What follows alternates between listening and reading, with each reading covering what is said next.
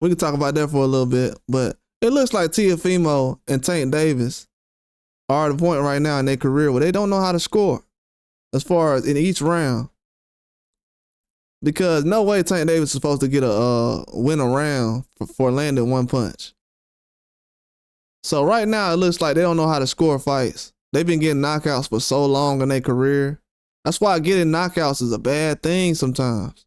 When you don't really go the distance with an elite fighter and you're fighting guys who's not really that good, you just coasting. Then you get in front of somebody who's really tough and they're not trying to go anywhere. That's when you start to struggle. We've seen that with Teofimo a lot of times. Jermaine Ortiz, the Steve Claggett fight. But with Tank Davis, when he's got in front of guys like Cruz and Lamont Roach, he struggled. It's not easy when you get in front of certain people. It's definitely not.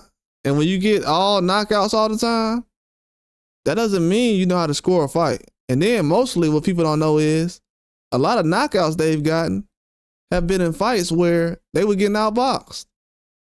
And you just luckily get a knockout or something like that, or a knockdown. Canelo's been close in certain cases, but he was still, I would say, being aggressive in most of those fights.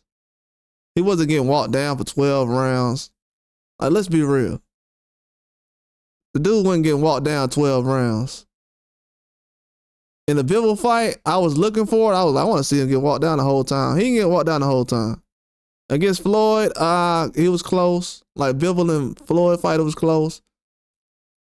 But not like how this was in the Tank fight.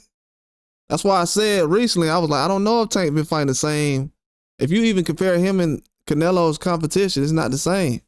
Because by the time Canelo was 30, he's seen every kind of style.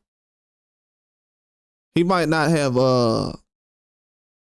let's just say, been an expert at every style or mastered every style, but he was still able to perform at a high level.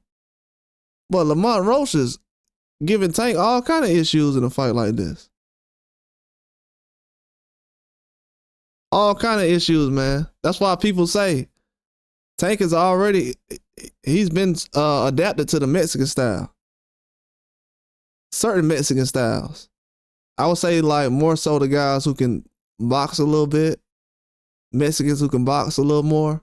The punchers like Isaac Cruz, the brawlers, he's still struggling on that a little bit. But that style is still he's struggling with. So he fights a certain type of Mexican, but as far as American fighters, he hasn't been fighting a lot of them lately. He's been sparring them. But he hasn't been fighting a lot of American fighters. And that's the thing, man. Sometimes it's hard to beat guys at home than it is to even look at Canelo and Munguia. People say Canelo carried Munguia. I don't think he carried Munguia. I think Canelo tried to get Munguia up out of there. It's just that certain styles, man, you know, when you fighting a guy from home, it's just easy to adapt to certain things. That's all it is. And that's what Munguia was able to do. But, man, people got to realize Tank, he got a long way to go, man. Not only does he have to fix the things that he messed up with in the Lamont Roach fight, he has to get back to finding out how to score a fight and actually earn points. Because a lot of points that he got in this Lamont Roach fight were given to him. Lamont Roach should have won this fight.